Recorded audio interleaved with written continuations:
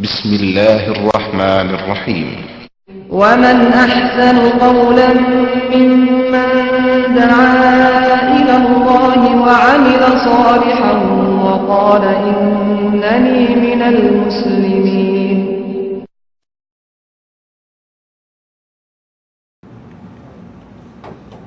إن الحمد لله نحمده ونستعينه ونستغفره ونعوذ بالله من شرور أنفسنا ومن سيئات أعمالنا من يهده الله فلا مضل له ومن يضلل فلا هادي له وأشهد أن لا إله إلا الله وحده لا شريك له وأشهد أن محمدا عبده ورسوله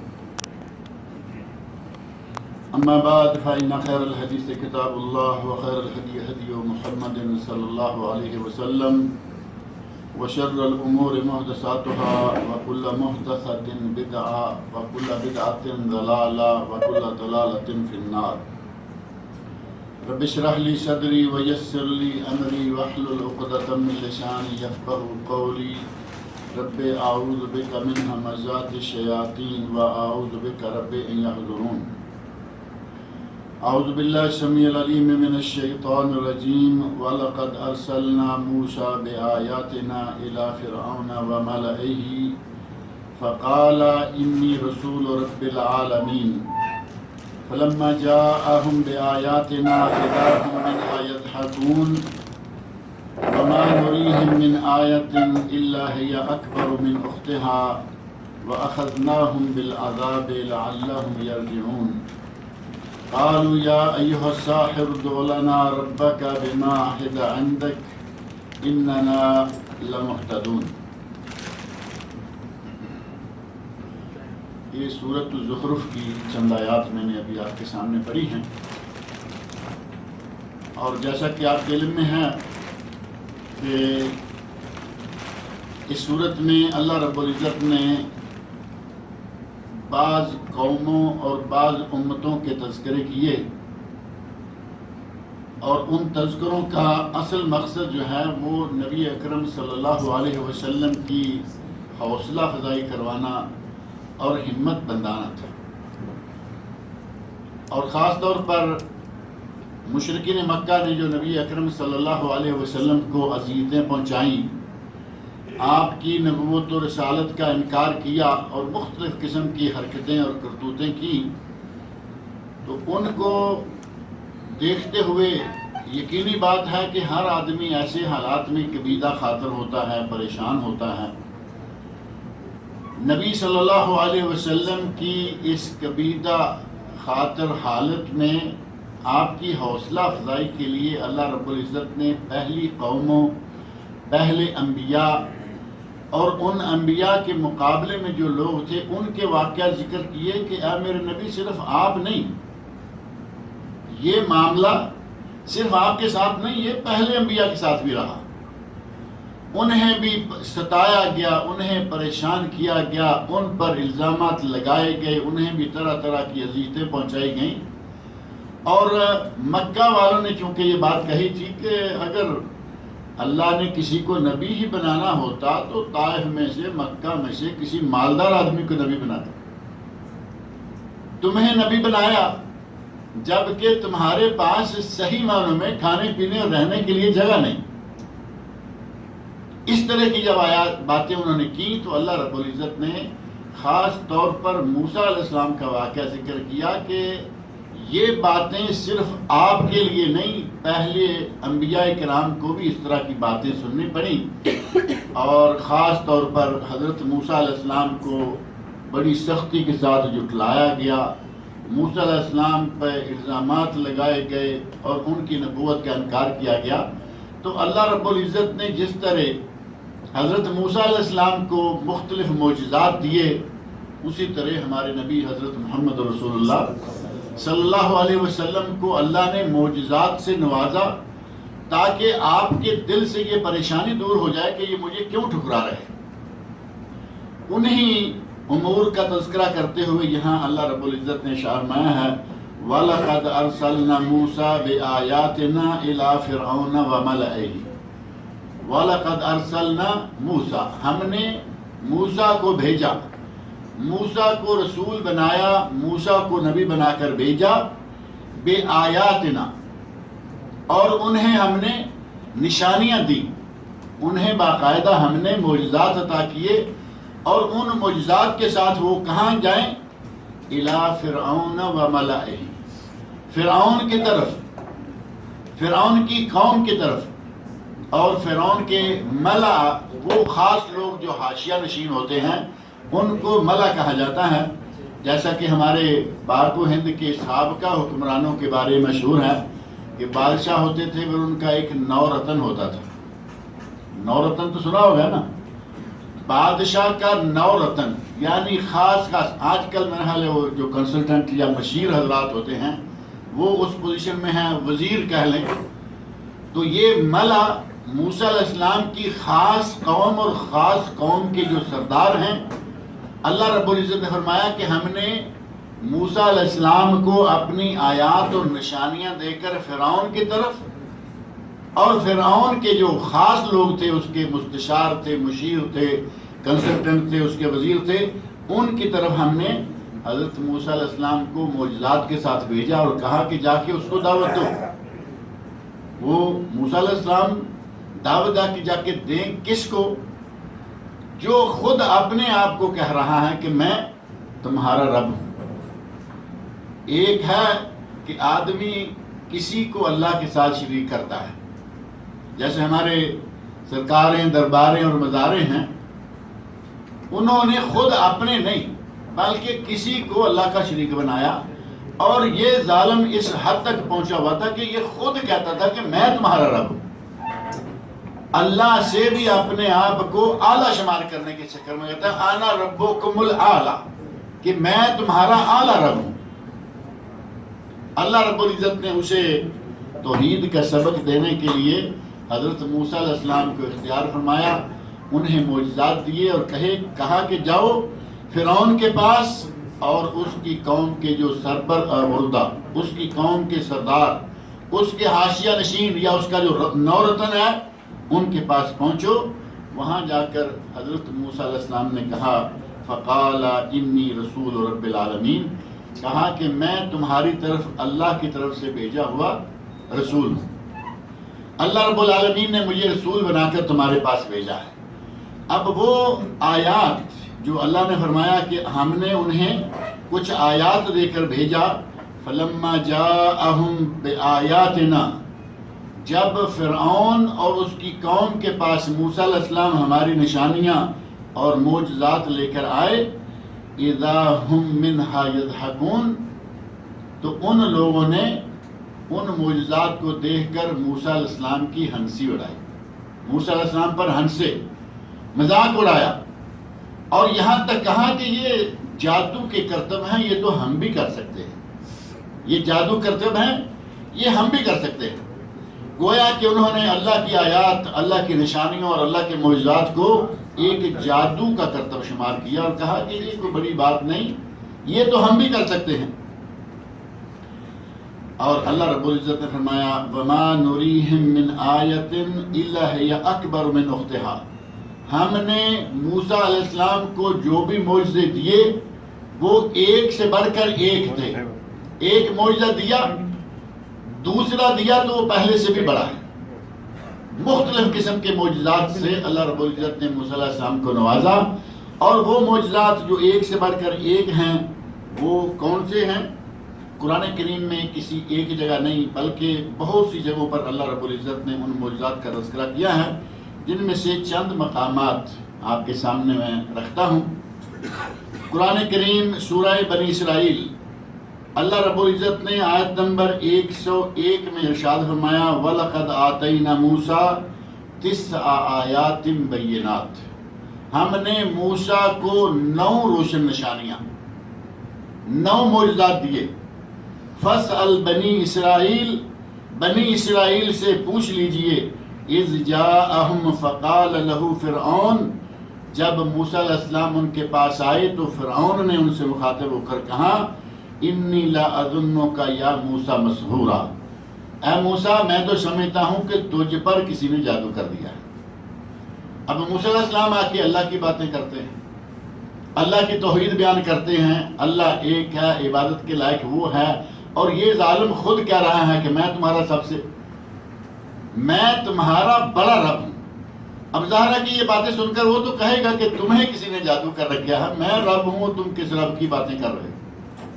وہ کہتا ہے انی لا اظنک یا موسیٰ، انی لا اظنک یا موسیٰ مسحورا، اے موسیٰ میرا تو پکا گمان ہے، لام تاکید کا، لا اظنک، مجھے پکا یقین ہے کہ تو جادو کے اثر میں ہے، تو سحر زدہ ہے۔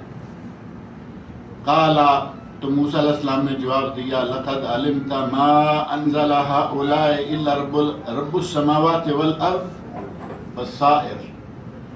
موسیٰ علیہ السلام نے کہا کہ فرعون تو جانتا ہے، تجھے یہ معلوم ہے کہ یہ نشانیاں، یہ آیات، یہ معجزات اللہ نے تمہارے لیے، دنیا والوں کے لیے، ان زمین و آسمان کی تخلیق کرنے والے رب نے بصیرتیں بنا کے بھیجا ہے۔ یہ سحر زدہ باتیں نہیں ہیں کہ کسی سحر زدہ آدمی کے منہ سے یہ باتیں نکلیں، یہ جو کچھ ہیں لقد علمت ما انزل هؤلاء الا رب السماوات والارض، یہ معجزات مجھے رب السماوات والارض نے دیے ہیں، اور یہ بصائر ہیں، یہ بصیرتیں ہیں۔ اور جس طرح فرعون نے موسیٰ علیہ السلام کو مخاطب کر کے کہا کہ مجھے یقین ہے، میرا ظن غالب یہ ہے کہ تو سحر زدہ ہے، موسیٰ علیہ السلام نے پوری قوت کے ساتھ اس کا جواب دیا۔ انبیاء کرام کو فوج نہیں چاہیے، اللہ رب العزت نے ان کو قوت ایمان کی دے رکھی ہوتی ہے، وہ بڑی قوتوں کا مالک ہے، بڑی طاقتوں کا مالک ہے، اور اپنے گھمنڈ میں آ کے اس نے کہا انی لا اظنک یا موسیٰ مسحورا، اے موسیٰ میں جانتا ہوں، میں سمجھتا ہوں، انی لا اظنک یا موسیٰ مسحورا، تو سحر زدہ ہے۔ تو موسیٰ علیہ السلام نے اس کے جواب میں فرمایا وَإِنِّي لَأَظُنُّكَ يَا فِرْعَوْنُ مَثْبُورًا، بالکل اسی طرح کے الفاظ اس نے کہا مسحورا، تو موسیٰ علیہ السلام نے کہا مسحورا۔ مسحورا کا معنی سحر زدہ اور مسحورا کا معنی ہلاکت زدہ۔ کہا فرعون مجھے یقین ہے، انی لا اظنک، مجھے پکا یقین ہے کہ تو عنقریب ہلاک ہو جائے گا، ہلاکت میں آ جائے گا۔ اور یقیناً ہلاک ہوا، موسیٰ علیہ السلام کا ظن غالب صحیح ثابت ہوا، اور اس کمبخت کا ظن جو ہے وہ غلط ہی ثابت ہوا۔ یہاں اللہ رب العزت نے باقاعدہ گنتی کر کے بتایا کہ ہم نے موسیٰ کو 9 آیات دی، 9 نشانیاں دی، اور وہ 9 نشانیاں کون کون سی ہیں؟ ان میں سے ایک نشانی کا ذکر اللہ رب العزت نے سورۃ القصص میں کیا ہے، آیت نمبر 31، موسیٰ علیہ السلام کا ڈنڈا، مشہور علامت ہے نا۔ موسیٰ علیہ السلام کو اللہ نے عصا دیا، عصا موسیٰ مشہور ہے، اور اس عصا کو اللہ نے کتنا بڑا معجزہ بنا دیا۔ موسیٰ علیہ السلام، فرعون نے اعلان کر دیا کہ ہم مقابلہ کریں گے۔ موسیٰ علیہ السلام نے کہا کہ ٹھیک ہے، اپنے جتنے بھی جادوگر ہیں ان کو لے آؤ۔ جادوگر آ گئے، اپنا اپنا وار شروع کیا، اور یہ واقعہ قرآن کریم میں جہاں مذکور ہے جادوگروں کا، پڑھ کے دیکھیں۔ موسیٰ علیہ السلام کو وہ کہتے ہیں کہ موسیٰ تمہیں جو کرنا ہے کرو، یعنی اپنا کرتب تم کر لو۔ موسیٰ علیہ السلام کو چونکہ اللہ رب العزت کی طرف سے تائید حاصل ہے، اور انہیں معلوم ہے کہ یہ جو بھی کرے میں جادو ہوگا، کچھ بھی ہوگا، اور میں جو کروں گا میں اللہ رب العزت کے خاص ارشاد کے تحت کروں گا۔ کہا نہیں، تمہیں جو کرنا ہے کرو۔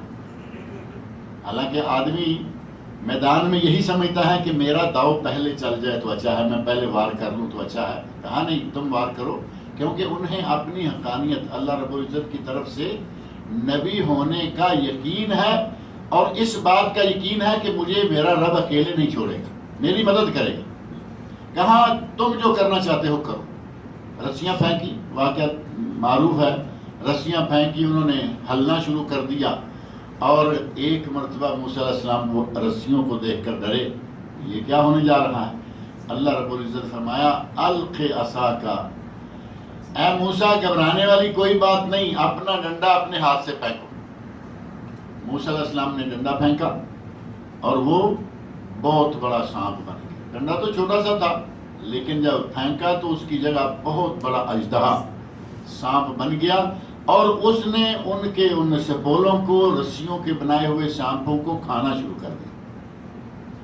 کتنا بڑا معجزہ ہے! کس چیز کا؟ ڈنڈے کا۔ ڈنڈا پھینکا، اللہ رب العزت نے اژدہا بنا دیا، اور جتنے جادوگروں کے بنائے ہوئے چھوٹے چھوٹے سانپ تھے وہ سارے کے سارے نکل گیا۔ سب ایک عظیم نشانی اللہ رب العزت نے یہ ذکر فرمایا وَأَنْ أَلْقِ عَصَاكَ۔ پہلے وہ واقعہ مذکور ہے جہاں حضرت موسیٰ علیہ السلام کو اللہ نے فرمایا انی انا اللہ رب العالمین۔ درخت کے نیچے یہاں وادی طوا میں اللہ نے ان کو نبوت عطا کی، اور اس کے بعد یہ ان کو بتا دیا کہ تمہارے پاس یہ ڈنڈا عام سا ڈنڈا نہیں ہے۔ موسیٰ علیہ السلام نے تو ویسے ڈنڈے کے سارے کرتب آپ جو خود استعمال کرتے تھے وہ بتا دیے تھے۔ اللہ نے پوچھا اے موسیٰ یہ تمہارے ہاتھ میں کیا ہے؟ تو اس وقت انہوں نے کہا ہیا عصایا، کہ یہ میرا ڈنڈا ہے، اتوکا علیہا، میں اس پر ٹیک لگا کے کھڑا ہو جاتا ہوں، واحش بہا علی غنمی، اس سے میں اپنی بکریوں کے لیے پتے جاڑ لیتا ہوں، ولی فیہا معارب اخرى، اور میرے لیے اس میں اور بھی کئی فائدے ہیں۔ اور بھی کئی فائدوں کی تفسیر میں نے ایک مرتبہ ذکر کی تھی، یاد ہوگی آپ کو۔ بریلوی مولوی تقریر کر رہا ہے، جوش خروش میں آیا ہوا ہے، اور ترجمہ کرتے کرتے کہتا ہے کہ موسیٰ نے کہا یہ میرا ڈنڈا ہے، اس سے میں بکریوں کے لیے پتے جاڑتا ہوں، اس پر میں ٹیک لگاتا ہوں، وَلَيَ فِيهَا مَعَارِبُ أُخْرَى، سامنے وہابی آئے تو اس کے سر پہ بھی مار دیتا۔ اب اس احمق مولوی کو یہ نہیں معلوم کہ ادھر ان کے سارے کیا رہے ہیں کہ یہ وہابی کل کی پیداوار۔ اب یہاں جوش میں آیا ہوا ہے، یہ ہوش نہیں رہا کہ میں تو موسیٰ علیہ السلام کے زمانے میں وہابی ثابت کر رہا ہوں، سامنے وہابی آ جائے تو میں اس کے سر پہ مار دیتا۔ اللہ رب العزت نے اسی کے بارے میں فرمایا وَأَنْ أَلْقِ عَصَاكَ، اے موسیٰ اپنے ہاتھ سے ڈنڈا پھینکو، فَلَمَّا رَآهَا تَهْتَزُّ كَأَنَّهَا جَانٌّ وَلَّا مُدْبِرًا، موسیٰ علیہ السلام نے دیکھا کہ ڈنڈا بہت بڑا سانپ بن کے ہلنا شروع ہو گیا ہے، تو وَلَّا مُدْبِرًا، ڈر کے پیٹ پھیر کے بھاگ لیے۔ اتنا بڑا اچانک سانپ دیکھا، آخر انسان تو تھے، گھبرا گئے۔ وَلَمْ يُعَقِّبْ، اور پلٹ کر بھی نہیں دیکھا۔ اللہ رب العزت نے فرمایا یا موسیٰ اقبل ولا تخف، موسیٰ پلٹ آؤ اور ڈرو نہیں، اِنَّكَ مِنَ الْآمِنِينَ، اِنَّكَ مِنَ الْآمِنِينَ، تمہیں کسی قسم کا کوئی خطرہ نہیں ہے۔ اور ساتھ ہی دوسری بڑی علامت جو ہے، یہاں دوسرا معجزہ اللہ رب العزت نے ذکر فرمایا اُسْلُكْ يَدَكَ فِي جَيْبِكَ تَخْرُجْ بَيْضَاءَ مِنْ غَيْرِ سُوءٍ، اپنے ہاتھ کو جیب میں ڈالو اور باہر نکالو، گریبان میں ڈالو باہر نکالو، تخرج بیضاء، تو وہ بالکل چمکدار نکلے گا، من غیر سو، یہ نہیں کہ اس کو چنبل ہو گئی، اس کو بیماری، چمک ایک چنبل سے بھی ہے نا، آدمی کا باقی سارا جسم جو ہے وہ نارمل یا عادی ہے جس طرح کے ہوتا ہے، لیکن کہیں منہ پہ ایک داغ ہے، کہیں ہاتھ پہ داغ ہے، کہیں کوئی داغ ہے، وہ ایک دم سفید ہے۔ آدمی پکے رنگ کا یا گاڑے رنگ کا، علامہ احسان علی ظہیر رحمۃ اللہ علیہ نے ایک مرتبہ ایک تقریر میں کہا کہ میں نے بریلویوں کے بزرگ احمد رضا خان جو ہیں، بریلویوں کے بڑے کے بارے میں لکھا کہ ان کا رنگ، اور میں نے اپنی طرف سے نہیں لکھا، ان کے اپنے بیٹے نے پوتے نے کتابیں لکھی، کہا کہ ہمارے بزرگ کا رنگ ذرا گندمی تھا، اور پھر لکھ دیا کہ ذرا تھوڑا گاڑا گندمی تھا۔ میں نے لکھ دیا کہ بزرگ کا رنگ ذرا کالا تھا یا پکا، جیسے میں نے کہا لفظ مجھے یاد آ گیا واقعہ، رنگ پکا تھا۔ کہتے ہیں کہ انہوں نے اس بات کو جھٹلانے کے لیے کہ میں نے کالا کیوں کہا، انہوں نے سینکڑوں صفحے کالے کر دیے، اپنے باپ کا منہ سفید ثابت نہیں کر سکے۔ سینکڑوں صفحے لکھے میرے خلاف کہ یہ کیوں لکھا، لیکن باپ کا منہ سفید ثابت نہیں کر سکے۔ موسیٰ علیہ السلام کو اللہ کہہ رہے ہیں کہ جیب میں ہاتھ ڈالو، نکالو، ہاتھ چمکتا ہوا نکلے گا، لیکن من غیر سو، کوئی بیماری نہیں۔ یہ اللہ رب العزت کی طرف سے معجزہ ہے، بیماری سے یہ سفیدی نہیں آئی۔ وَضْمُمْ إِلَيْكَ جَنَاحَكَ مِنَ الرَّهْبِ فَذَانِكَ بُرْهَانَانِ، اللہ رب العزت فرمایا کہ یہ دونوں نشانیاں ہیں ہماری طرف سے، تمہارے نبی ہونے کے لیے یہ دو نشانیاں ہیں، یہ معجزات ہیں۔ ہاتھ گریبان میں ڈال کے نکالو چمکدار نکلے گا، یہ تمہارے ہاتھ میں ڈنڈا ہے، یہ تم نے دیکھ لیا کہ اس میں کیا کیا قوتیں کیا کیا طاقتیں ہیں۔ ان دو چیزوں کا تذکرہ اللہ رب العزت نے یہاں سورہ قصص میں کیا، اور سورۃ النمل میں اللہ رب العزت نے اسی موضوع کو تھوڑا سا دوسرے انداز سے، تھوڑے سے مختلف الفاظ سے بیان فرمایا وَأَدْخِلْ يَدَكَ فِي جَيْبِكَ تَخْرُجْ بَيْضَاءَ مِنْ غَيْرِ سُوءٍ، اپنے ہاتھ کو جیب میں ڈالو، گریبان میں ڈالو اور باہر نکالو بغیر کسی بیماری کے، بیضاء، اس نے یوسف ید موسیٰ بیضا داری، اس نے یوسف دم عیسیٰ ید موسیٰ بیضا داری، ہرچے خوباں ہمہ دارند تو تنہا داری۔ شاعر نے نبی صلی اللہ علیہ وسلم کے بارے میں فرمایا کہ جو خوبیاں سارے انبیاء میں ہیں وہ اے میرے نبی ساری کی ساری خوبیاں آپ اکیلے میں جمع ہو گئی، ہر آنچ خوباں ہمہ دارن، جو سب میں ہیں، موسیٰ علیہ السلام والی خوبیاں آپ میں، عیسیٰ علیہ السلام والی خوبیاں آپ میں، یوسف علیہ السلام والی خوبیاں آپ میں۔ کہا کہ آپ اپنے ہاتھ کو اپنی جیب میں ڈالو نکالو، بیضاء من غیر سوء، بغیر کسی بیماری کے سفید ہاتھ نکلے گا، چمکدار نکلے گا۔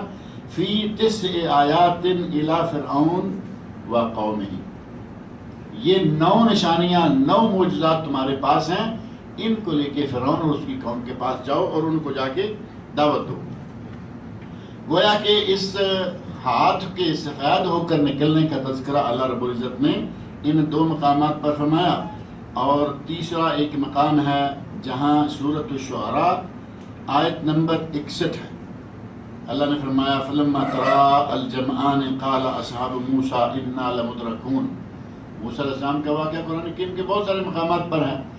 جب موسیٰ علیہ السلام کی قوم نے دیکھا کہ پیچھے ہمارے یہ چلے آ رہے ہیں، فرعون اور اس کی قوم ہمارا تعاقب کرتی ہوئی آ رہی ہے، تو موسیٰ علیہ السلام کے لوگوں نے، ان کے ساتھیوں نے کہا انا لمدرکون، ہم پکڑے جائیں گے۔ اور انہیں معلوم ہے اتنی بڑی فوج، اتنے بڑے ظالم لوگ یہ پریشان کریں گے۔ قال کلا، موسیٰ علیہ السلام کا چونکہ اپنے رب کے ساتھ تعلق ہے، فرمایا نہیں، ہمیں ان سے کوئی خطرہ نہیں، انا معی ربی سیہدین، میرے ساتھ میرا رب ہے، وہ ہمیں ہدایت دے گا، ہمیں راہ دے گا۔ آگے سمندر ہے، پیچھے دشمن ہے، راستہ کون دے گا؟ میرا رب دے گا، فرمایا میرے ساتھ میرا رب ہے۔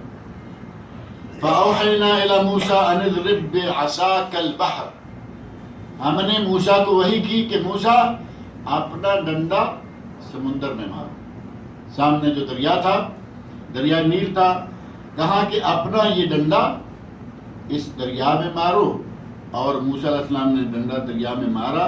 فَانْفَلَقَ فَكَانَ كُلُّ فِرْقٍ كَالطَّوْدِ الْعَظِيمِ، موسیٰ علیہ السلام کے ڈنڈا مارنے سے پانی بہت بڑے بڑے پہاڑوں کی شکل میں ہو گیا، راستہ مل گیا۔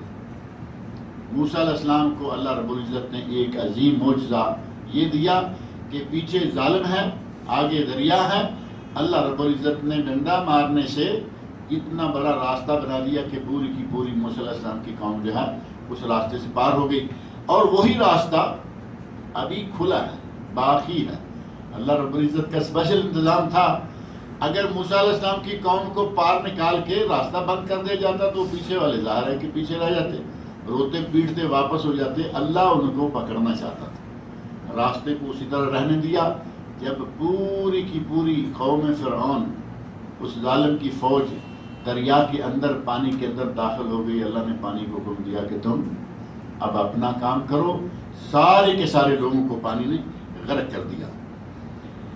اللہ رب العزت نے فرمایا کہ دونوں طرف پانی کے بڑے بڑے کالطود العظیم، پہاڑوں کی طرح پانی، ادھر رک گیا ادھر رک گیا، درمیان میں سے اللہ رب العزت نے راستہ بنا دیا۔ اور موسیٰ علیہ السلام کے اس واقعہ کا ذکر جو میں نے پہلے ذکر کیا ہے، جس میں اللہ نے پوچھا ہے کہ موسیٰ تیرے ہاتھ میں کیا ہے، وہ سورہ طٰہٰ میں ہے، آیت نمبر 17، وَمَا تِلْكَ بِيَمِينِكَ يَا موسیٰ، اے موسیٰ تمہارے دائیں ہاتھ میں کیا ہے؟ قَالَ هِيَ عَصَايَ، یہ میرا ڈنڈا ہے، أَتَوَكَّأُ عَلَيْهَا، میں اس پر ٹیک لگاتا ہوں، وَأَحُشُّ بِهَا عَلَىٰ غَنَمِي، اور اپنی بکریوں کے لیے پتے جاڑتا ہوں، وَلِيَ فِيهَا مَعَارِبُ أُخْرَى، اور اس میں میرے لیے اور بھی بہت سارے فائدے ہیں. قَالَ أَلْقِهَا يَا مُوسَىٰ، اے موسیٰ اس کو پھینکو، ڈنڈے کو نیچے پھینکو. فَأَلْقَاهَا، موسیٰ علیہ السلام نے ڈنڈا پھینکا. فَإِذَا هِيَ حَيَّةٌ تَسْعَىٰ، وہ بڑا سانپ بن گیا. تسعیٰ جو کہ باقاعدہ حرکت کر رہا ہے، چل رہا ہے. سعی کا معنی چلنا بھی ہے. حضرت ابراہیم علیہ السلام کے بیٹے کا ذکر قرآن کریم میں جہاں کیا اسماعیل علیہ السلام کا، وہاں فرمایا فَلَمَّا بَلَغَ مَعَهُ السَّعْيَ، اسماعیل جب اپنے باپ کی انگلی پکڑ کر چلنے لگے. فَلَمَّا بَلَغَ مَعَهُ السَّعْيَ، جب وہ چلنے لگے. تو یہاں سانپ کے بارے میں فرمایا تسعیٰ، وہ سانپ بن گیا اور چلنے لگا. جب وہ چلنے لگا تو موسیٰ علیہ السلام گھبرا گئے، ڈر گئے. اللہ نے فرمایا قَالَ خُذْهَا وَلَا تَخَفْ، موسیٰ ڈرو نہیں، آپ نے اس ڈنڈے کو جو اس وقت سانپ کی شکل میں ہے اس کو پکڑ لو. سَنُعِيدُهَا سِيرَتَهَا الْأُولَىٰ، ہم اس کی پہلی شکل دوبارہ ڈنڈا بنا دیں گے. جیسے ہی موسیٰ علیہ السلام نے جا کے سانپ کو ہی پکڑنا تھا، سانپ کو پکڑا، ہاتھ لگایا تو وہ دوبارہ ڈنڈا ہے. وَاضْمُمْ يَدَكَ إِلَىٰ جَنَاحِكَ، اور فرمایا کہ اب اپنا ہاتھ جو ہے اپنے گریبان میں ڈالو. تَخْرُجْ بَيْضَاءَ مِنْ غَيْرِ سُوءٍ آیَةً أُخْرَىٰ، ایک اور نشانی تمہارے لیے یہ ہے کہ اپنا ہاتھ گریبان میں ڈالو، نکالو بغیر بیماری کے، یہ بالکل چمکدار ہاتھ نکلے گا. لِنُرِيَكَ مِنْ آیَاتِنَا الْكُبْرَىٰ، ہم تمہیں یہ اس لیے کر دے رہے ہیں تاکہ ہم آپ کو بڑی بڑی نشانیاں دکھائیں، کیونکہ ان نشانیوں کے ذریعے جا کے تم نے فرعون پر غلبہ پانا ہے. اذهب الى فرعون انه طغى، فرعون کے پاس جاؤ، وہ بڑا سرکش ہو چکا ہے. یہاں اللہ رب العزت نے یہ دو کام جو ہیں یہ بتائے. اور سورہ بنی اسرائیل میں جہاں اللہ رب العزت نے یہ بتایا کہ ہم نے موسیٰ علیہ السلام کو 9 نشانیاں دی ہیں، وہاں اللہ رب العزت نے ساتھ ہی موسیٰ علیہ السلام کا اور فرعون کا مکالمہ بھی ذکر کر دیا. اس نے کہا تو مسحور ہے، موسیٰ علیہ السلام کہا کہ تو مسحور ہے، تو ہلاکت میں جانے والا ہے. اور سورۃ الاعراف میں اللہ رب العزت نے تذکرہ فرمایا وَلَقَدْ أَخَذْنَا آلَ فِرْعَوْنَ بِالسِّنِينَ، ہم نے آل فرعون کو قحط میں مبتلا کر دیا. اور یہ قحط میں مبتلا کرنا یہ عام نہیں تھا. اللہ رب العزت نے موسیٰ علیہ السلام کی دعا کے نتیجہ میں، موسیٰ علیہ السلام نے دیکھا کہ یہ مان نہیں رہے، دعا مانگی کہ یا اللہ ان لوگوں کو قحط میں مبتلا کر دے تاکہ یہ تیری طرف پلٹیں. اللہ رب العزت نے اس قوم کو قحط میں مبتلا کر دیا. فرمایا وَلَقَدْ أَخَذْنَا آلَ فِرْعَوْنَ بِالسِّنِينَ، ہم نے آل فرعون کو قحط میں مبتلا کر دیا. وَنَقْصٍ مِّنَ الثَّمَرَاتِ، اور ان کے پھلوں میں نقص ڈال دیا، یعنی غلہ بھی نہیں ہو رہا اور پھل بھی نہیں ہو رہے. ان دونوں چیزوں کے ذریعے ان کو قحط میں مبتلا کر دیا تاکہ یہ اللہ کی طرف رجوع کریں. لَعَلَّهُمْ يَذَّكَّرُونَ، شاید کہ یہ نصیحت پکڑ لیں. اللہ رب العزت نے اس قوم کو سمجھانے کے لیے، بلکہ ہر کافر قوم کو، جس نبی کی قوم بھی باغی سرکش ہوئی، اس کو سمجھانے کے لیے مختلف طریقے اختیار کیے. ترغیب دی، ترہیب کی، ڈرایا، دمکایا، بشارتیں دیں. اور یہاں ان کو موسیٰ علیہ السلام کی قوم کو بھی مختلف طریقوں سے اللہ رب العزت نے آزمایا. ان میں سے ایک یہ تھا کہ ان کو باقاعدہ قحط سالی میں مبتلا کر دیا. فَإِذَا جَاءَتْهُمُ الْحَسَنَةُ قَالُوا لَنَا هَٰذِهِ وَإِن تُصِبْهُمْ سَيِّئَةٌ يَطَّيَّرُوا بِمُوسَىٰ وَمَن مَّعَهُ. ایک ان میں بیماری یہ تھی موسیٰ علیہ السلام کی قوم میں کہ جیسے ہی کوئی نیکی، کوئی بلائی ملتی تو کہتے ہیں کہ یہ ہماری ہے، ہماری ہے اور ہماری وجہ سے ہے. جیسے پہلے بھی کسی نے کہا کہ یہ دولت میری عقل کی وجہ سے، میں نے اپنی عقل و فہم سے کمائی.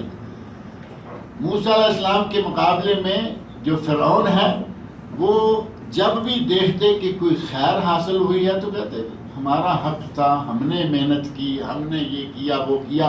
اور جیسے ہی کوئی برا وقت آتا فوراً کہتے کہ یہ موسیٰ کی وجہ سے. یعنی دو رنگی پالیسی ہوئی نا، خیر آ جائے تو ہمارے لیے، ہماری وجہ سے، اور اگر کوئی برائی آ جائے تو یہ موسیٰ کی وجہ سے ہوا ہے. کہاں وَإِن تُصِبْهُمْ سَيِّئَةٌ يَطَّيَّرُوا بِمُوسَىٰ وَمَن مَّعَهُ، موسیٰ اور ان کے ساتھیوں کی کہتے ہیں کہ یہ ان کی وجہ سے ہوا ہے. الا انما طائرهم عند اللہ، اللہ رب العزت فرمایا یاد رکھو کہ ان کی نحوست اللہ کے پاس ہے، موسیٰ علیہ السلام میں نہیں، اور موسیٰ علیہ السلام کی قوم میں نحوست نہیں ہے، یہ ان کی اپنی نحوست ہے. وَلَٰكِنَّ أَكْثَرَهُمْ لَا يَعْلَمُونَ، لیکن ان میں سے اکثر لوگ جو ہیں وہ نہیں جانتے. اور انہی 9 نشانیوں کے سلسلہ میں ہی اللہ رب العزت نے ایک نشانی کا ذکر کیا سورۃ البقرہ میں. وَظَلَّلْنَا عَلَيْكُمُ الْغَمَامَ وَأَنزَلْنَا عَلَيْكُمُ الْمَنَّ وَالسَّلْوَىٰ، ہم نے تمہیں گرمی میں، دھوپ میں، بدلیوں کے ذریعے، بادل کے ذریعے تمہیں ہم نے سایہ مہیا کر دیا. کھلے فضا میں ہیں، صحرا میں ہیں، گرمی بہت ہے، اللہ رب العزت نے بادلوں کو حکم دیا کہ ان کے لیے سایہ کر دو. وَظَلَّلْنَا عَلَيْكُمُ الْغَمَامَ، بادلوں کے ذریعے، چھوٹے چھوٹے بادل کے ٹکڑوں کے ذریعے ہم نے تمہیں سایہ عطا فرمایا. وَأَنزَلْنَا عَلَيْكُمُ الْمَنَّ وَالسَّلْوَىٰ، اور ہم نے تمہارے لیے من سلوہ نازل کیا. من سلوہ تو بڑا مشہور ہے نا، بہترین کھانا پکا پکایا پارسل ریڈی میڈ. کیا وقت تھا، آج کے زمانے میں یہ بات سمجھنا تو بڑا آسان ہے کہ بھائی ریڈی میڈ چیزیں ملتی ہیں، پارسل ملتی ہیں، جاؤ لے کے آؤ. آج کل وہ کیا کار سروس کہتے ہیں یا کیا، گاڑی میں بیٹھے بیٹھے ہی کھڑکی میں جائیں، جا کے کیا چاہیے پیسے جمع کرائیں، اگلی کھڑکی سے ڈرائیو سروس، ڈرائیو تھرو. تو یہ ڈرائیو تھرو یا کار سروس جو اسپیشلی بنی ہوئی ہے، آج کے دور میں اگر یہ کہا جائے کہ موسیٰ علیہ السلام کو اللہ تعالیٰ نے ریڈی میڈ اور پارسل کھانا، تیار کھانا مہیا کیا، تو اب سمجھنا بہت آسان ہے. لیکن جب تک یہ کھاتا نہیں تھا، اس وقت تک نہ سلاجے، نہ آج کی طرح کے ڈیپ فریزر، نہ کولڈ سٹور، اس زمانے میں کیا اللہ رب العزت نے ان کے لیے انتظام کیا؟ روزانہ تازہ بتازہ کھانا. یہ نہیں ہے کہ ایک مرتبہ پھینک دیا اور کہا کہ سنبھالو اور اس کو اپنے پاس رکھو. روزانہ تازہ کھانا اللہ رب العزت ان کے لیے مہیا کرتا رہا. لیکن وہ قوم موسیٰ ہے، کھاتے اور تھوڑے ہی دنوں کے بعد وہ تھک گئے. قرآن کریم کے دوسرے مقام پر اللہ رب العزت نے فرمایا ہے کہ ہم نے ان کو من سلوہ عطا کیا، مزیدار کھانا پکا پکایا، نہ محنت، نہ مشقت، نہ زراعت، نہ کھیتی باڑی، کچھ بھی کرنا نہیں پڑ رہا، ان کو کھانا مل رہا ہے. تھوڑے دیر کھانے کے بعد پیٹ بھر گیا، اپنی فطرت کی طرف پلٹ آئے اور کہنے لگے کہ نہیں، ہمیں تو لوبیا چاہیے، ہمیں تو دال چاہیے. وہ کھانا بڑا اسپیشل تھا، لیکن میرا خیال ہے انسانی فطرت یہی چاہتی ہے کہ تھوڑا سا چینج ہوتا رہے. ایک ہی طرح کا کھانا کھا کر اللہ کی نعمت فری میں آئی، نہ محنت نہ مشقت. دال چاہیے، فومہا و عدسہا و بصلہا، لہسن چاہیے، پیاز چاہیے، وہ سبزیاں ترکاریاں مانگنا شروع کر دی. اللہ نے فرمایا جاؤ، میری زمین کھلی ہے، کھیتی باڑی کرو، محنت کرو، فصلیں اگاؤ اور کھاؤ. یہ پکی پکائی چیزیں اور ہر چیز تمہاری مرضی کی بھیجتا رہو. اللہ نے فرمایا جاؤ جا کے محنت کرو اور کماؤ اور کھاؤ. اللہ رب العزت نے ان کا تذکرہ کرتے ہوئے فرمایا وَظَلَّلْنَا عَلَيْكُمُ الْغَمَامَ، اور ہم نے تم پر بادلوں کا سایہ کر دیا. وَأَنزَلْنَا عَلَيْكُمُ الْمَنَّ وَالسَّلْوَىٰ، اور ہم نے تمہیں من سلوہ، پکا پکایا بہترین کھانا عطا کر دیا. کُلُوا مِن طَیِّبَاتِ مَا رَزَقْنَاکُمْ، ہم نے جو تمہیں پاکیزہ کھانے عطا کیے ہیں، پاکیزہ نعمتیں عطا کیا ہے، ان میں سے کھاؤ. وَمَا ظَلَمُونَا، اور ہم نے کوئی وَمَا ظَلَمُونَا، اور ہم نے کوئی ظلم نہیں کیا. وَلَٰكِنْ كَانُوا أَنفُسَهُمْ يَظْلِمُونَ، وہ اپنے نفسوں پر خود ظلم کرتے تھے. یعنی اللہ رب العزت نے کسی پہ ظلم نہیں کیا. وَمَا ظَلَمُونَا، انہوں نے ہم پر تو ظلم نہیں کیا، اپنے نفسوں پر ظلم کیا. یعنی نعمت دی ہوئی کو پلٹا دیا. اللہ نے فرمایا ہم پہ کوئی ظلم نہیں کیا، بلکہ انہوں نے اپنے آپ پر ہی ظلم کیا. اس طرح اللہ رب العزت نے مختلف مقامات پر 9 نشانیوں کا تذکرہ مختلف انداز سے کیا اور بتایا کہ ہم نے موسیٰ کو یہ مختلف معجزات دیے تاکہ وہ اپنے زمانے کے سب سے بڑے باغی اور طاغی، باغیہ اور طاغیہ، سب سے بڑا باغی اور طاغی. پوری تاریخ میں اتنا بڑا باغی کوئی اور ہے؟ قارون ہے، لیکن اس نے بغاوت یہ کی کہ زکوٰۃ نہیں دیتا، یہ پیسہ میں نے اپنی عقل سے کمایا ہے. ابو جہل نبی اکرم صلی اللہ علیہ وسلم کے مقابلے میں ہے، لیکن اتنی قوت اس کے پاس نہیں، چھوٹی سی فوج تھی، بڑا زور شور لگایا، اللہ رب العزت نے نبی صلی اللہ علیہ وسلم کو قوت عطا فرمائی، اور اتنے بڑے باغی اور طاغی کو 2 بچوں کے ہاتھوں پٹوا دیا. ابو جہل کے قتل کرنے والے معروف ہے نا، 2 چھوٹے چھوٹے بچوں نے اس کو قتل کر دیا. سب باغیوں میں سے سب سے بڑا باغی یہی تھا، فرعون. اللہ رب العزت نے ان کی طرف موسیٰ علیہ السلام کو بھیجا اور یہ ساری نشانیاں دے کر بھیجا. جب وہ ان کے پاس نشانیاں لے کے آئے تو انہوں نے ان کا مذاق اڑایا، ان پہ ہنسی اڑائی اور ان کو جھٹلانے کی کوشش کی. اور اللہ رب العزت فرمایا کہ ہم ایک سے بڑھ کر ایک نشانی ان کو دیتے رہے تاکہ وہ پلٹ آئے، لیکن وہ پلٹے نہیں. وَأَخَذْنَاهُمْ بِالْعَذَابِ، بالآخر ہم نے انہیں عذاب میں مبتلا کر دیا. ہم نے نشانیاں دی مختلف طریقوں سے، موسیٰ علیہ السلام نے ان کو دعوت دی، لیکن یہ پلٹے نہیں. ان کو مختلف سختیوں سے، قحط سے، یہ سے وہ سے، اور 4-6 چیزیں اور ہیں اکٹھی، ان کا ذکر ایک جگہ قرآن کریم میں آیا ہے کہ ہم نے ان کو خون، جہاں جاتے ہیں خون، پانی میں خون، گھر میں سراہی ہے اس میں خون، تالاب خون، ہر چیز خون، حتیٰ کہ مچھلیاں مر گئیں. اب جب ظاہرہ کہ جو مچھلی پانی میں پل رہی ہے وہ خون میں پلے، مچھلیاں مر گئیں، ہر طرف خون ہی خون ہے. انتہائی ناک میں دم ہو گیا تو کہا موسیٰ اللہ سے ہمارے لیے درخواست کرو، ہمیں معاف کر دے. یہ جان چھوٹی مینڈک، اللہ رب العزت نے مینڈکوں کا عذاب بھیج دیا.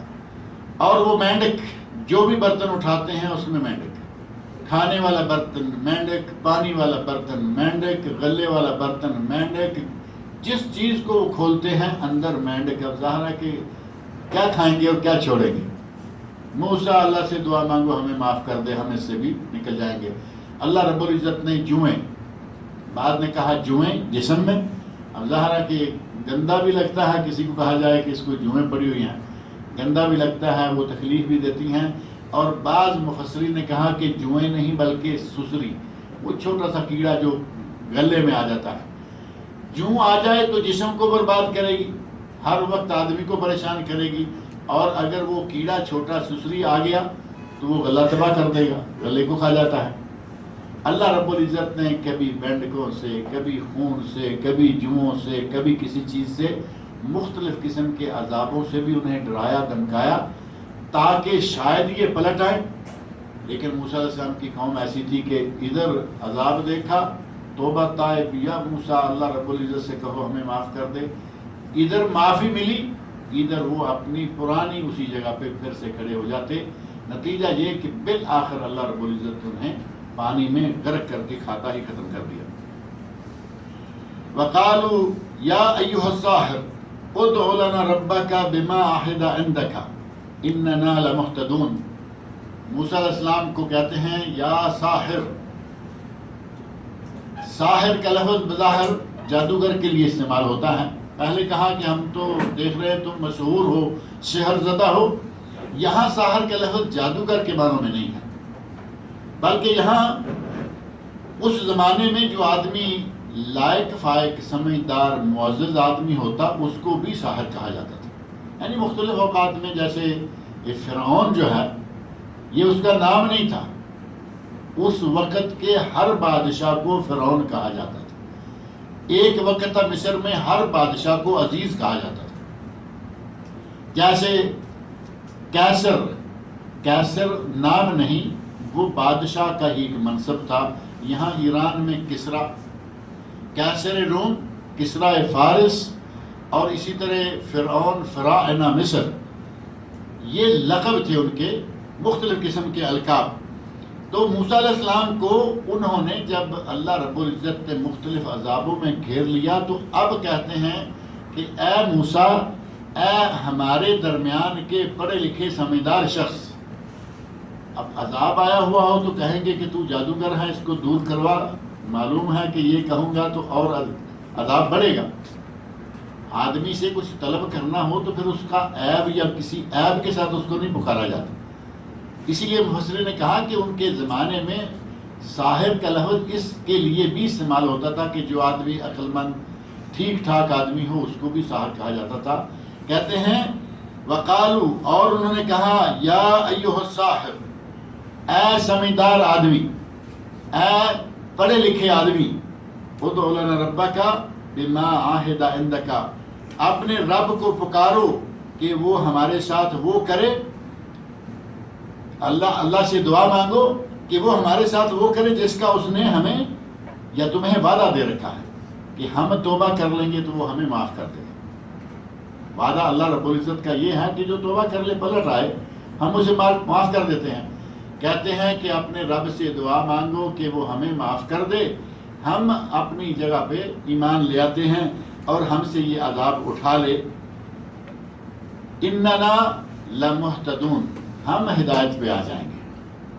یہ ہیں ان کی کلمات جو کہہ رہے ہیں کہ اپنے رب سے کہو یہ عذاب اٹھا لے، ہم ایمان پہ آ جائیں گے، پلٹ آئیں گے، ہم ہدایت پہ آ جائیں گے. لیکن قرآن کریم کی مختلف جگہوں پر یہ بات موجود ہے کہ موسیٰ علیہ السلام دعا مانگتے، جب بھی انہوں نے کہا خون ہر جگہ آ گیا، مینڈک ہر جگہ آ گئے، جوئیں آ گئیں، سسری آ گئی، قحط سالی آ گئی، قحط سالی میں بھوکے مرنے لگے، تو پھر کہا موسیٰ اپنے رب سے دعا مانگو ہم ہدایت. ہر مرتبہ یہ کہتے کہ ہم ہدایت پا جائیں گے. یہاں بھی کہا اننا لمہتدون، ہم ہدایت پانے والے ہیں. فلما کشفنا عنہم العذاب، جب ہم نے ان سے عذاب کو ہٹا دیا، عذاب کو دور کر دیا، تو وعدہ کیا تھا کہ ہم ہدایت پہ آ جائیں گے. اذا ہم ینکثون، لیکن انہوں نے عذاب کے ہٹتے ہی قول و قرار توڑ دیا. ناکسا ینکث کا معنی ہوتا ہے کاٹنا، توڑنا. اللہ رب العزت نے موسیٰ علیہ السلام کی دعا کو قبول کر لیا. ان کو جو اذیت تھی، جو تکلیف تھی، جو عذاب تھا، وہ اللہ نے ہٹا دیا، اور اللہ نے موسیٰ علیہ السلام کی دعا پر وعدہ پورا کر دیا کہ عذاب کو ہٹایا. لیکن انہوں نے اپنا وعدہ پورا نہیں کیا. ادھر عذاب دور ہوا، ادھر انہوں نے اپنا وعدہ توڑ دیا. وَنَادَى فِرْعَوْنُ فِي قَوْمِهِ، اور فرعون نے اپنی قوم میں یہ نعرہ لگایا، یہ آواز لگائی. قالا، کہا، یا قوم علیس لی ملک مصر، کسی بھی طرح سے موسیٰ علیہ السلام پہ غلبہ حاصل نہیں ہو رہا. اللہ رب العزت کی طرف سے وحی کا سلسلہ جاری ہے، اللہ رب العزت کی طرف سے معجزات کا سلسلہ جاری ہے. اللہ رب العزت موقع بموقع آیات عطا کر رہا ہے، اور ادھر انہوں نے کہا کہ عذاب آیا ہے، دعا مانگو دور ہو جائے. موسیٰ علیہ السلام کے کہنے پر اللہ تعالیٰ عذاب کو دور کر لیتا. اب یہ ساری باتیں دیکھ کے فرعون کے اپنے پاؤں ہلنے لگے کہ یہ کہیں ایسا نہ ہو کہ میری قوم کو لے بھاگے، کہیں سارے لوگ اس کے پیچھے نہ لگ جائیں. فوری طور پر اب اس نے پہلو پلٹا، کیا کہتے ہیں، پینترا بدلا. پہلوانوں کی زبان میں اپنا پینترا بدلا فرعون نے، اور کہا الیس لی ملک مصر، اے میری قوم کے لوگوں، کیا تم یہ نہیں جانتے کہ پورے مصر کا مالک میں ہوں، پورے مصر کا بادشاہ میں ہوں، اور تمہارا رب میں ہوں. وہ تو کہہ ہی چکا ہے. کہتا ہے کہ میرے پاس قوت بھی ہے، طاقت ہے، دولت ہے، فوج ہے، ملک ہے، یہ سارے کا سارا مصر میرا ہے. وَهَذِهِ الْأَنْهَارُ تَجْرِي مِن تَحْتِي، اور یہ دیکھو یہ دریا اور نہریں یہ ساری میرے نیچے بہہ رہی ہیں. من تحتی یعنی میری حکومت میں، میرے ملک میں نہریں بہہ رہی ہیں، پانی کی کوئی کمی نہیں، سرسبز و شاداب زمین، ساری نعمتیں، ساری دولتیں میری ہیں. موسیٰ کے پاس کیا ہے؟ اور ایک معنی یہ بھی ہو سکتا ہے کہ فرعون کے محل کے نیچے سے پہلو کے پاس سے نہر گزرتی تھی. جب موسیٰ علیہ السلام کو پکڑا ہے ٹوکری سے، اب دیکھیں اس کی اور اس کی عمر کا کتنا فرق ہے. یہ بادشاہ ہے اور موسیٰ علیہ السلام پیدا ہوئے ہیں، اور کہا کہ جتنے لڑکے ہیں ان کو مارتے جاؤ، لڑکیاں کو زندہ چھوڑتے جاؤ. اللہ رب العزت نے موسیٰ علیہ السلام کو بچانا تھا، وہ سارا انتظام کر دیا. اس کے گھر میں پرورش کے لیے بھیج دیا. اللہ رب العزت کے انتظامات دیکھیں. جو جسے مروانا چاہتا ہے اسے اسی کے گھر میں بھیجا کہ تم ہی اسے پالو گے۔ اس وقت اس نہر کے اندر جب ٹوکری میں والدہ نے ٹوکری میں ڈال دیا اللہ کے حکم سے، تو پانی میں بہتے ہوئے جا رہے تھے، تو محل سے لوگوں نے دیکھا اور کہا کہ یہ کوئی بچہ جا رہا ہے، اٹھوایا اپنے گھر میں لے لیا۔ آسیہ نے کہا کہ ہم اسے اپنا بیٹا بنا لیتے ہیں۔ گھر میں پرورش شروع ہو گئی، ناز و نعمت، بادشاہی زندگی۔ جسے مروانا چاہتا ہے اسے اللہ رب العزت نے شہزادہ بنا دیا۔ شہزادے اللہ کی طرف سے تھے ہی تھے، لیکن دنیا داری نظر میں بھی وہ شہزادے ہو گئے۔ وہ نہر بھی مراد ہو سکتی ہے کہ دیکھو میرے گھر، یہ جیسے کوئی آدمی کہے کہ یہ میرا پیلس جو ہے، یہ دیکھو میرا پیلس کارنش پر ہے۔ آج اگر کسی کو کارنش پر پیلس کہے تو واقعی بات تو ہے نا، ادھر ادھر مکان ہیں لوگوں کے، لیکن کارنش پر بہت کم، اور وہ بھی پیلس ہو۔ وہ کہہ رہا کہ دیکھو میرے گھر کے نیچے نہریں بہ رہی، یعنی کارنش کا سارا علاقہ میرے ہاتھ میں۔ اتنی بڑی قوتیں اپنی بیان کر رہا ہے۔ افلا تبصرون، کہتا ہے قوم کو کہ تم دیکھتے نہیں، میرا ساتھ چھوڑ کر اس کے پاس چلے جاؤ کہ اس کے پاس کیا ہے؟ میرے پاس نہریں، میرے پاس ملک، میرے پاس حکومت، میرے پاس یہ، میرے پاس وہ۔ ام انا خیر من ھذا، کہا بلکہ میں اس سے بہتر ہوں۔ ام کا معنی یا بھی ہوتا ہے، لیکن یہاں بلکہ کے معنی، بل کے معنی ہے، ام یا بل۔ یہ موسیٰ تو کوئی حیثیت نہیں رکھتا، میں اس کے مقابلے میں بہت ہی اعلیٰ ہوں۔ انا خیر من ھذا، میں اس سے بہتر ہوں۔ اور ھذا کا اشارہ موسیٰ علیہ السلام کی طرف کر کے کہتا ہے الذی ھو مہین، جو کہ میرے مقابلے میں کم تر ہے۔ اب بظاہر ہے کہ دنیا داری وسائل کے حساب سے تو بہت کم تھے۔ موسیٰ علیہ السلام کے پاس کوئی دولتیں نہیں، حکومتیں نہیں، فوجیں نہیں، وہ تو اللہ کے نبی ہیں۔ دنیا کی ظاہر نظر جو ہے اس میں موسیٰ علیہ السلام اس سے بہت کم ہیں یقیناً۔ تو کہتا ہے کہ یہ میرے مقابلے میں اس سے بہت بہتر ہوں، یہ تو میرے سامنے میں بہت ہی کم تر ہے۔ ولا یکاد یبین، اور ساتھ ہی کہتا ہے کہ یہ تو صاف بول بھی نہیں سکتا۔ اب اس نے ایک اور راستہ نکال لیا، کہا کہ میں دولت میں، میں حکومت میں، اقتدار میں ہر اعتبار سے اس سے بہتر ہوں، اور ساتھ ہی یہ تو عام سا آدمی ہے، اس کی زبان صحیح طور سے بات نہیں کر سکتی، اور وہ زبان بھی تو معلوم ہے نا اسی کے گھر میں خراب ہوئی تھی۔ جب اس کے گھر میں پرش پا رہے تھے اس وقت ہی وہ آگ کا جلتا ہوا انگارہ منہ میں رکھ لیا، کوئلہ منہ میں رکھ لیا۔ اللہ رب العزت سے باقاعدہ حضرت موسیٰ علیہ السلام نے اسی کے حوالے سے اپنے بھائی کے لیے نبوت طلب کر لی تھی۔ موسیٰ علیہ السلام کو بھی اللہ رب العزت نے کیا شان دی ہے، کہا یا اللہ میری زبان صاف نہیں، میری زبان صاف نہیں، اور تو حکم دے رہا ہے کہ فرعون کے پاس جاؤں اور جا کے میں اس کو دعوت دوں توحید کی۔ اے اللہ میرے ساتھ میرے بھائی کو لگا دے، میری زبان صاف نہیں اور اس کی زبان بڑی صاف ہے، وہ بولنے میں صاف کلام کر سکتا ہے، اسے میرے ساتھ بھیج دے۔ اللہ رب العزت نے ان کے بھائی ہارون علیہ السلام کو بھی نبوت عطا فرمائی۔ ہمارے نبی حضرت محمد رسول اللہ صلی اللہ علیہ وسلم فرماتے ہیں کہ کسی بھائی نے اپنے بھائی کے لیے اتنا نہیں کیا جتنا موسیٰ علیہ السلام نے اپنے بھائی کے لیے کیا۔ کوئی کسی کو کیا دے سکتا ہے؟ بڑی زوردار بات کرے گا تو کہے گا کہ یہ آدھی زمین تم لے لو، آدھی حکومت تم لے لو، یہ آدھا لے لو۔ نبوت کوئی کسی کو لے کے نہیں دے سکتا۔ اللہ رب العزت سے نبوت مانگ کر اپنے بھائی کو لے کے دے دی۔ اسی لیے نبی صلی اللہ علیہ وسلم نے فرمایا کہ جو موسیٰ علیہ السلام نے اپنے بھائی کے ساتھ کیا کوئی ایسا نہیں کر سکتا۔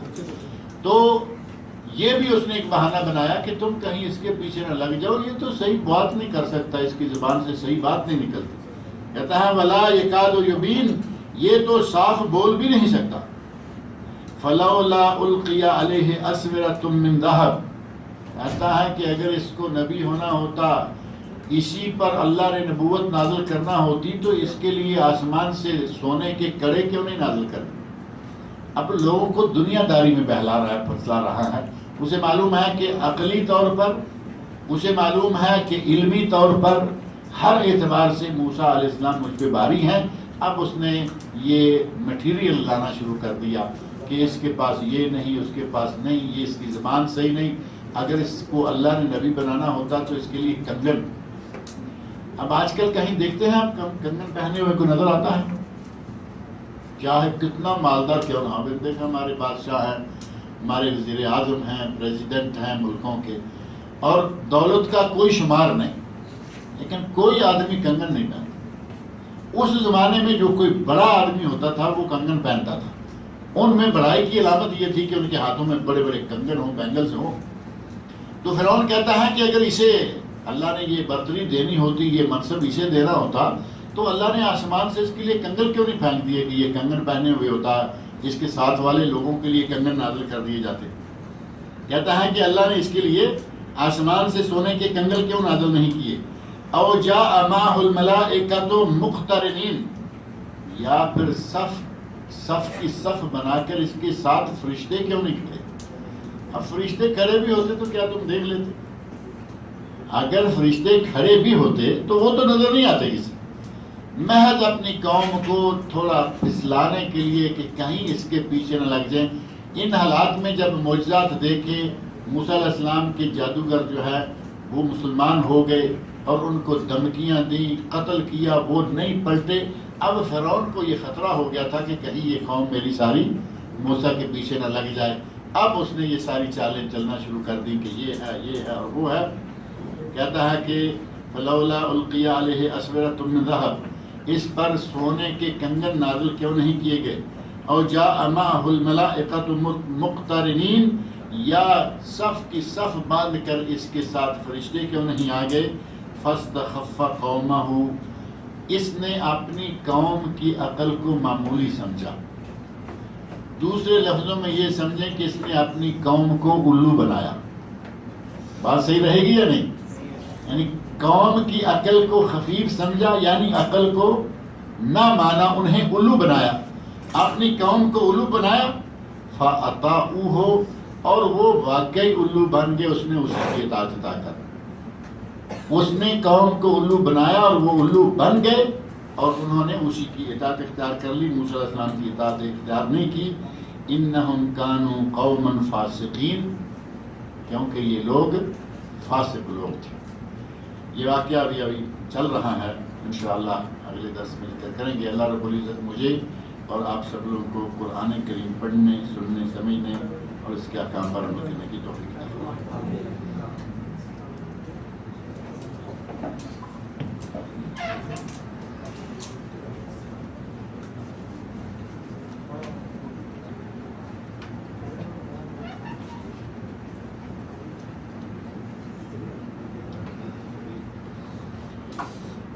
آج یہاں چونکہ درس کا کافی عرصے کے بعد پہلا دن ہے، بالکل پہلا تو نہیں ہے کیونکہ ہم نے تو آغاز ہی یہاں سے کیا تھا، آپ کے علم میں ہوگا.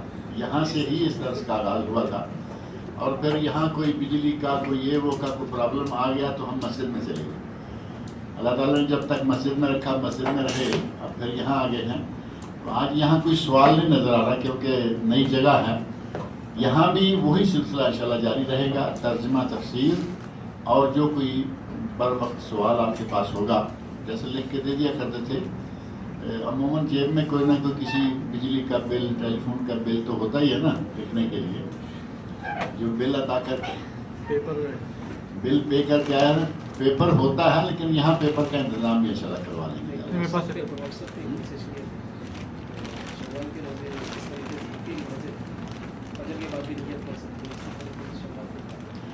شوال کے جو 6 روزے ہیں ان کی نیت کے سلسلہ میں کہہ رہے ہیں کہ واٹس ایپ پہ سوال کیا تھا، میں نے وہ نہیں دیکھا. چلے اچھا ہے، بس سارے لوگوں کو جواب دے دیں گے. واٹس ایپ والا بھی دے دیں گے.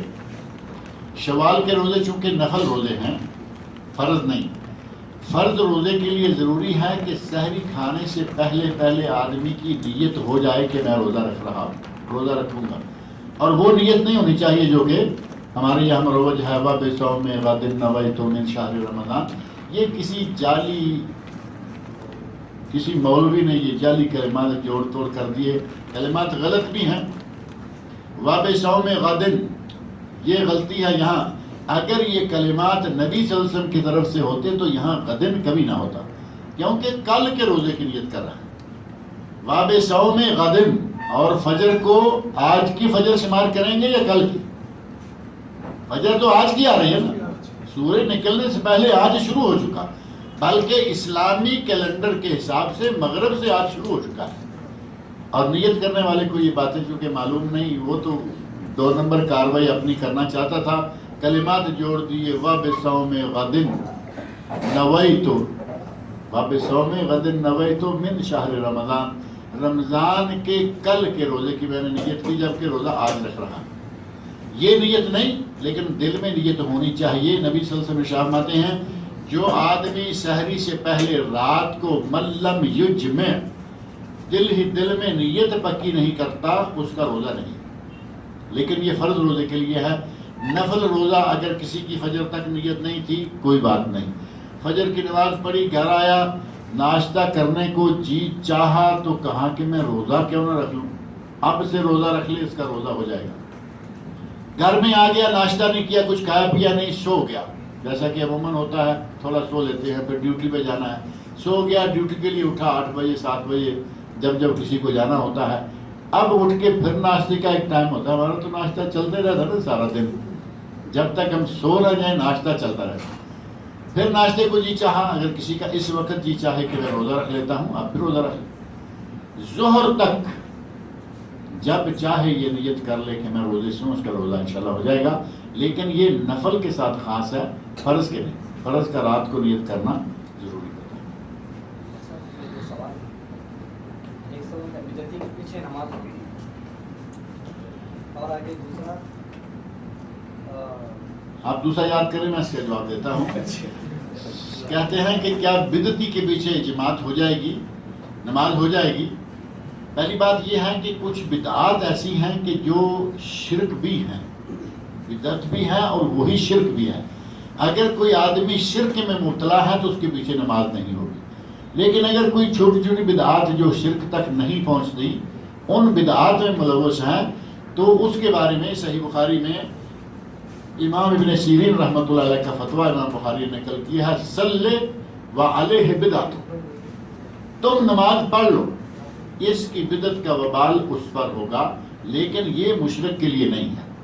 بدعتی کے پیچھے نماز پڑھ لیں، اگر پتہ چلے کہ یہ بدعتی ہے اور یہ امام ہے ہماری مسجد کا، اس کے پیچھے نماز پڑھنا چھوڑ دیں۔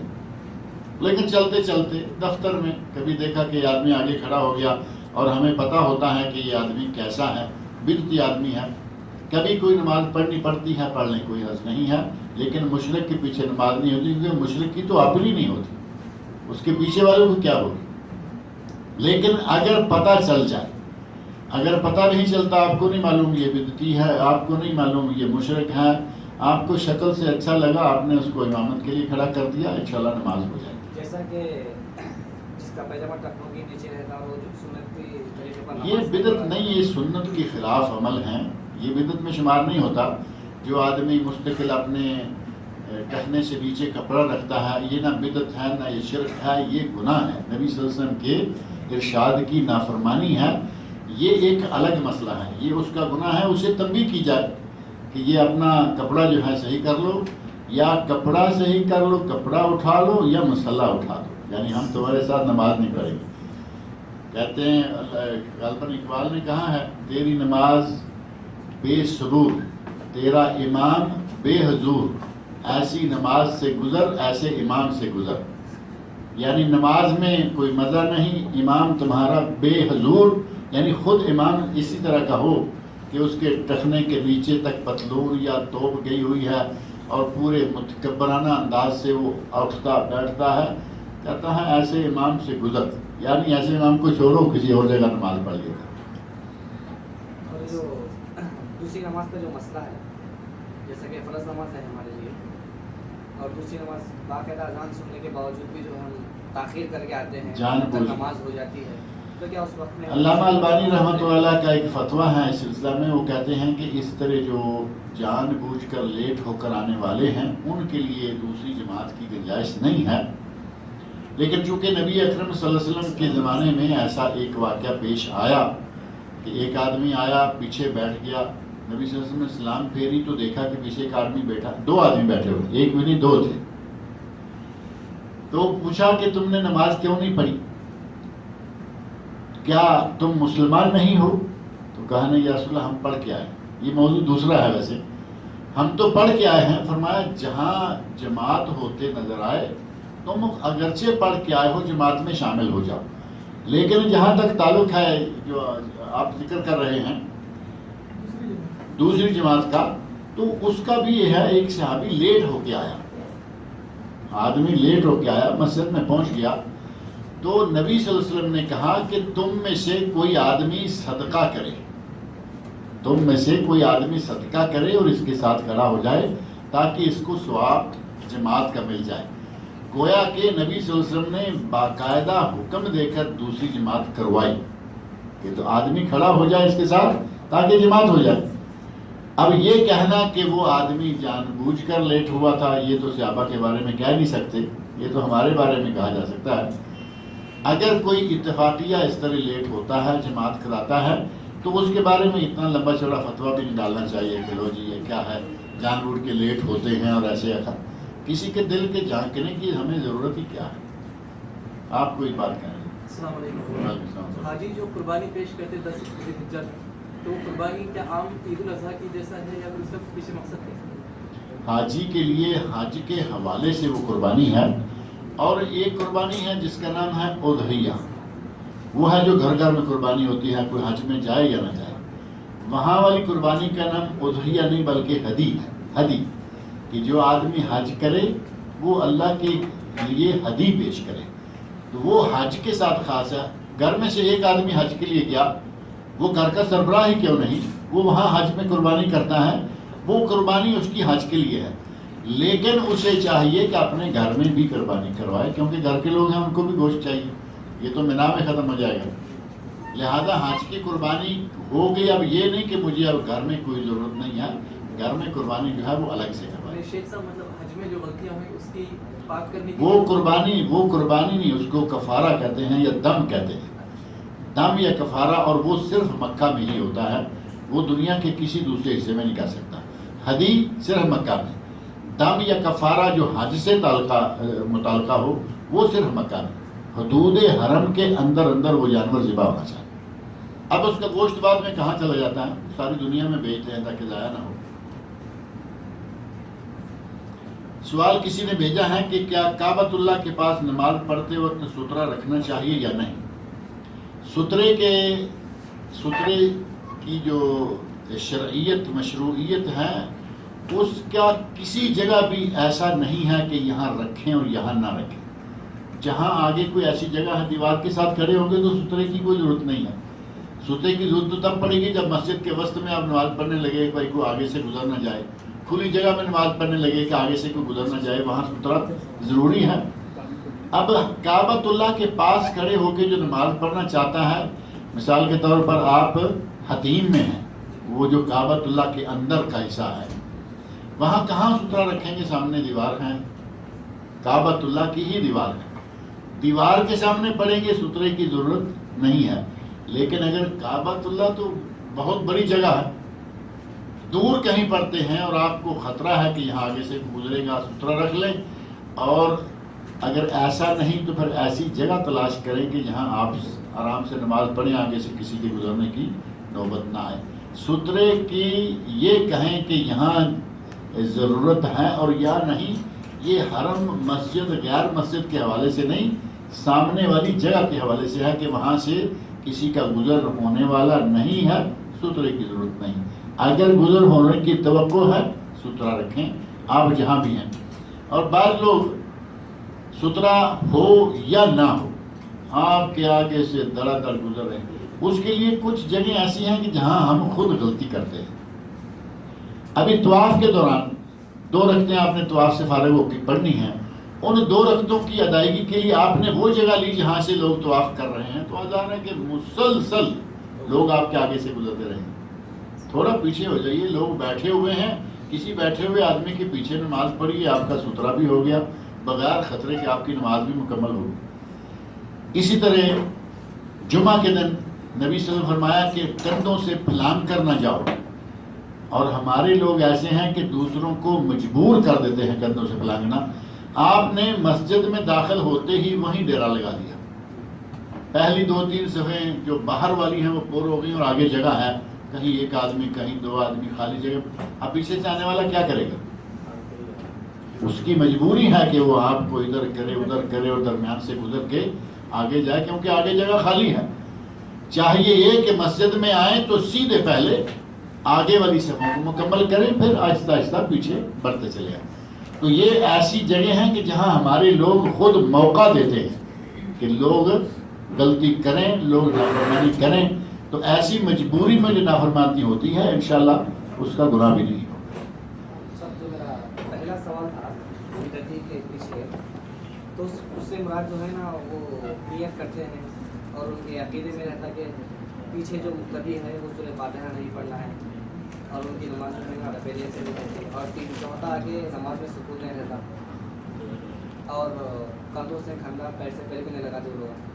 بہرحال مسئلہ یہی ہے کہ آپ یہ بدعتیں نہیں ہیں جو آپ گن رہے ہیں، یہ تو کندھوں سے کندھے نہیں ملاتا، پاؤں سے پاؤں نہیں ملاتا، یہ بدعتیں نہیں کم از کم. لیکن اگر آپ دیکھتے ہیں کہ ایک آدمی ایسا ہے کہ جس کے ساتھ نماز پڑھنے میں آپ کو سکون نہیں ہے، نہ پڑھیں، دوسری مسجدیں موجود ہیں.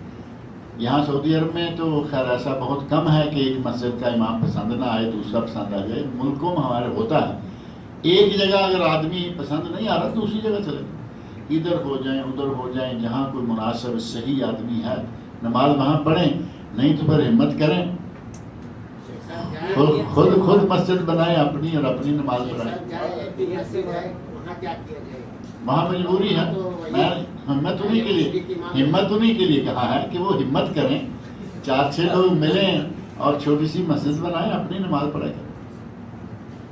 ہمت تو یہی ہے نا کہ ایک ہی مسجد ہے اور وہ ان کے قبضے میں ہے جو پکے مشرک ہیں. آپ بدعتی کو بھی چھوڑ دیں، پکے مشرک ہیں، پتہ ہے کہ ان کے گھر سے جلوس نکلتے ہیں فلاں کے اور یہ مزاروں درباروں پہ جاتے اور آتے اور اپنی مسجد کے اندر بھی شرکیہ امور سرانجام دیتے ہیں. آپ کو معلوم بھی ہے، لیکن پھر وہی جا کے نماز پڑھتے رہیں گے تو پھر ظاہر ہے کہ ہمت کی کمی ہی کہا جا سکتا ہے.